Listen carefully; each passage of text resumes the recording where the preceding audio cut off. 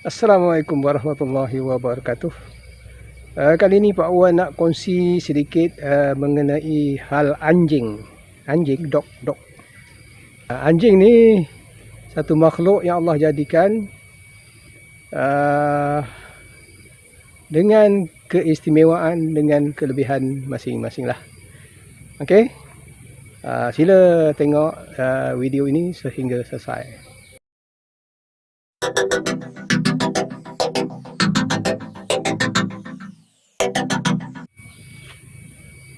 Okey, anjing ni adalah satu makhluk yang masuk syurga. Kita tak tentu masuk syurga, tapi anjing, bukan semua. Anjing dalam Ashabul Kahfi, pemuda dalam gua tu kan. Tak ingat nama apa, Kashmir, dia ada nama dia tu, akan masuk syurga bersama-sama dengan pemuda. 7 orang pemuda tak silap, akan masuk syurga. Jadi hebat tak anjing tu sebenarnya? Satu makhluk yang Allah jadikan special lah. Special tapi bukanlah untuk peluk-peluk, bukan kejadian pet masuk dalam rumah ya. Tapi dia adalah satu kejadian yang Allah buat susah kita nak faham. Okey, kita tengok hujah daripada Ustaz. Siapa pemuda Ashabul Kahfi? Lari. Daripada siapa dia lari?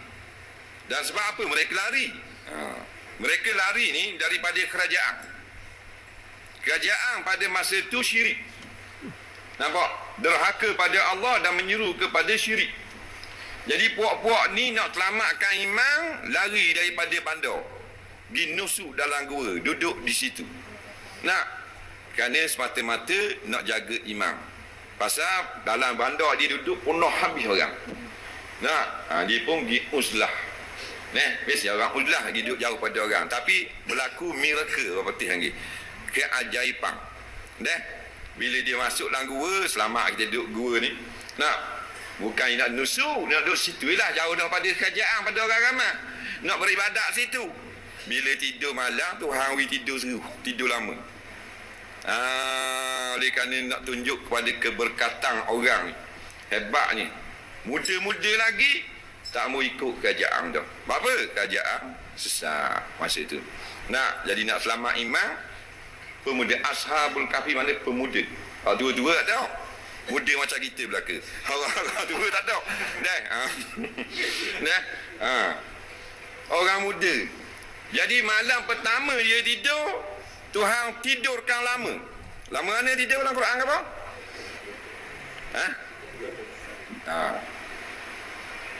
309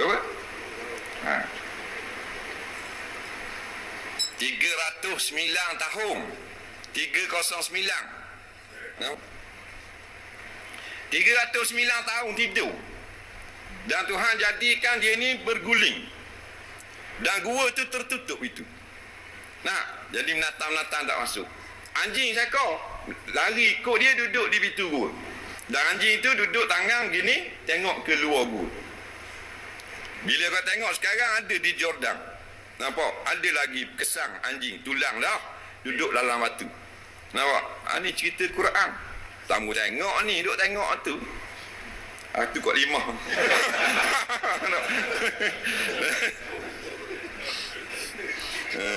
Dah hiburan juga asal dia tengok, bukan kata marah tengok. Biar dia tengok. Ini kau hiburan semua bodoh tu. Jadi hikmah dia yang mahal sekali dalam hidup kita, akidah. Lepas tu orang ni lagi. Seekor anjing bernama Khitmir yang ikut bersama mereka. Mereka melarikan diri dari Raja Zalim bernama Dicanius. Khitmir disebutkan dalam Al-Quran. Okey, anjing ni juga dikisahkan di zaman Israel, Bani Israel. Ada satu perempuan, kisah perempuan yang memberi minum anjing, memberi minum yang kehausan, memberi minum anjing yang kehausan. Yang mana dengan perbuatan dia membagi minum anjing yang kehausan tu menyebabkan wanita berkenaan, wanita tu pun bukannya baik, wanita yang kira macam pelacur lah, perempuan sundal, Dia minum dan boleh masuk syurga. Tapi kita tengoklah hujah daripada ustaz mengenai anjing ni dan perempuan sundal ni. Dan diberitakan ada yang mengatakan perempuan ni bertaubat setelah tu ya. Kita tengok daripada video. Yang ada seorang wanita pezina ya, bainama kalbun biraqiyatin kada yaqtuluhu al-atash izra'athu baghiyun min baghaya Bani Israel. Kata Nabi SAW, terkala seekor anjing sedang berputar-putar di suatu sumur. Anjing itu kehausan. Dia haus air di depan mata, tapi dia nggak bisa berenang, dia nggak bisa turun. Lihat air di depan matanya muter-muter aja. Tiba-tiba ada seorang wanita pezina, kasihan lihat anjing ini. Maka dia pun turun, dia lepaskan sepatunya, dia turun ke sumur, dia isi airnya, kemudian dia naik ke atas, kemudian dia minumkan. Fasaqathu, maka dia pun beri minum kepada anjing tersebut. Faghafarallahu laha bihi, maka Allah pun mengampuni wanita pezina ini karena amal solehnya tadi. Jadi maksud saya, ada amalan-amalan yang dibangun di atas keikhlasan yang luar biasa, kelihatannya sepele, tapi merupakan sebab orang masuk surga. Para ulama telah menjelaskan, Ibnu Qayyim rahimahullah dan yang lainnya, bahwasanya wanita tadi karena keikhlasannya dia memberikan minum kepada seekor anjing. Tadi bukan orang kafir, tapi orang yang beriman, cuma pelaku dosa besar. Maka dia pun dimaafkan oleh Allah Subhanahu wa taala. Allah memaafkan. Kita kan punya akidah bahwasanya masalah dosa besar tahta masyiatillah. Kata Allah, semua dosa besar di bawah kehendak Allah. Kata Allah, innallaha la yaghfiru ayyushraka bih. Allah tidak mengampuni dosa kesyirikan, wa yaghfiru ma duna dzalika liman yasha. Dan Allah mengampuni dosa selain apa? Kesyirikan. Oleh karenanya dosa besar apapun, kalau ada orang meninggal dalam kondisi dosa besar, tidak boleh kita vonis pasti masuk neraka. Karena setiap dosa besar di bawah kehendak Allah. Insya'a adzabahu wa insya'a ghafara lahu. Bisa jadi Allah azab, bisa jadi Allah ampuni. Dan pasti ada pelaku dosa besar yang Allah ampuni. Dan pasti ada pelaku dosa besar yang Allah tidak ampuni. Pasti ada pelaku dosa besar yang Allah ampuni dan pasti ada dosa besar yang pelaku dosa besar yang Allah tidak ampuni. Karena wa yaghfiru ma duna dzalika liman yasha, dan Allah mengampuni dosa selain kesyirikan bagi yang Allah kehendaki. Oleh karena kalau orang, apalagi orang pelaku zina ini sudah melakukan kebaikan.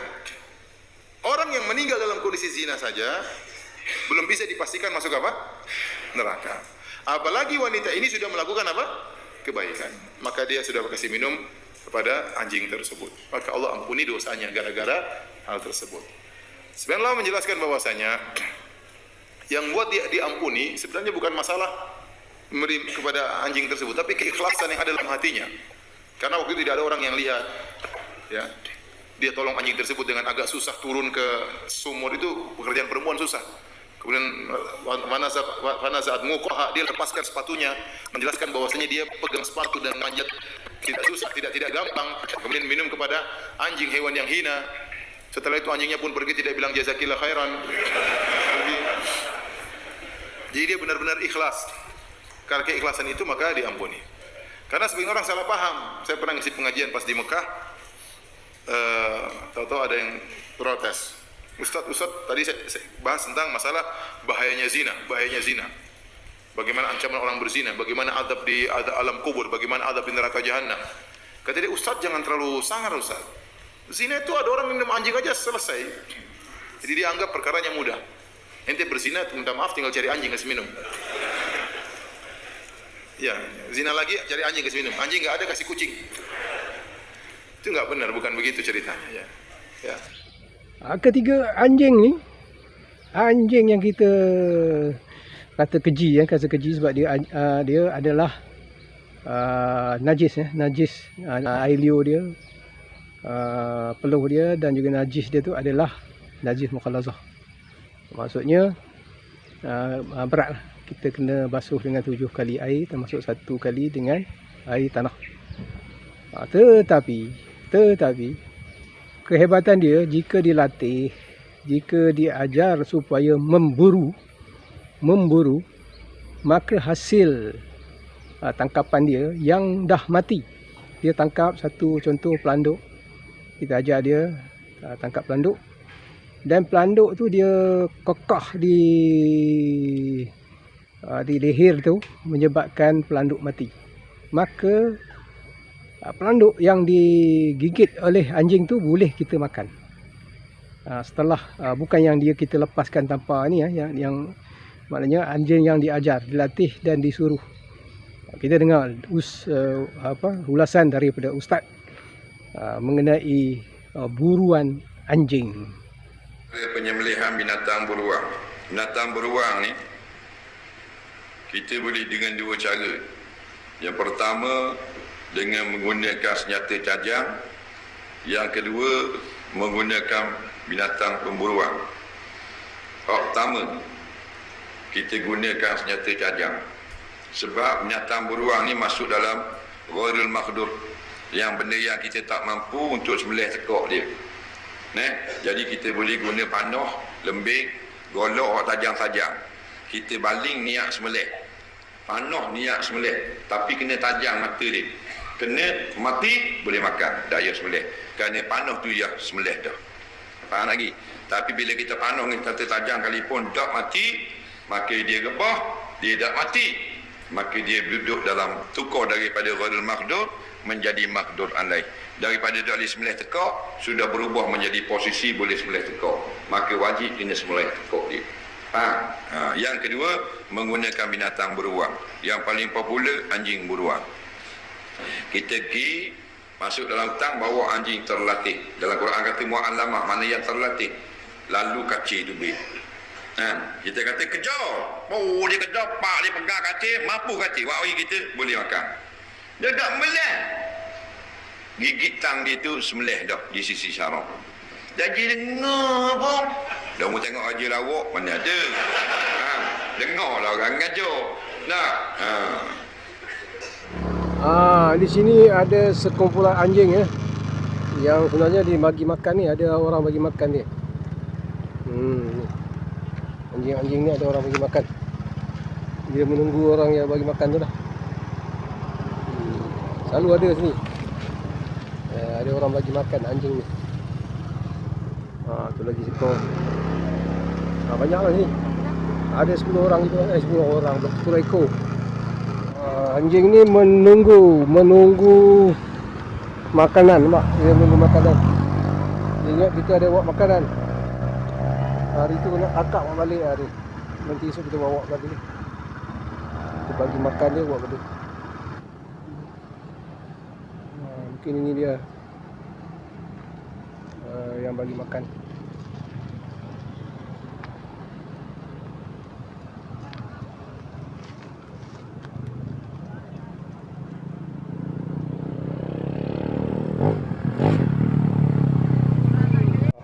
Ini peminat.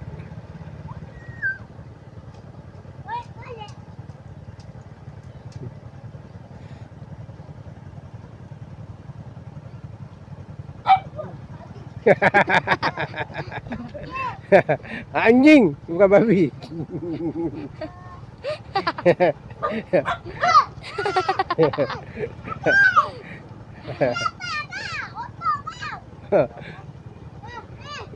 Ni dari kecil, kita tengok tu besar dah dia. Kecil. Anjing juga, kisah anjing tadi kita tengok macam-macam, banyak lagi kisah anjing. Okey. Jadi jika ada kebaikan, jika ada manfaat, sila share, sila subscribe, sila like bagi dorongan pada Pak Wan untuk meneruskan membuat video-video berikutnya. Sekian. Assalamualaikum warahmatullahi wabarakatuh. Bye bye.